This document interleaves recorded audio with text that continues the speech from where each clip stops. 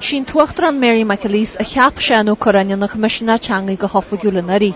Bhí se le céal mar sin gur a bí dhéanú ofaigí asclú ar ysbeideal aniu. Chur páistí is rang dá a scaléine ar ysbeideal gar do anar a haar fáil go héhéin agus a Farcéile Martin. Dúirt a tuachtran ghfuil dearcú dearafa ag forhór phobal na héireann fan Ghaeilge.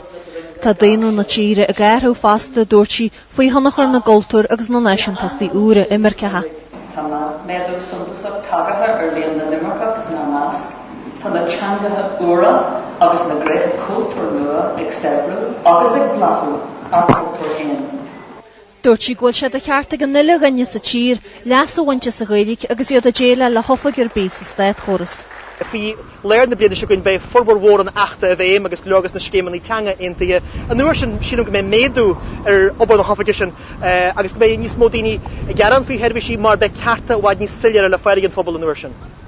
Bronú cymnehan alína mónlaithe is písa de gair portaí ar an tealaíontar Eric Byrne is Cairlan na Spidéil ar an nuachtaran sillar a misí. Sarahan i bhanahan, nóach tíidí ceithir sa Spidéil a Gondainn na Gaillimhe.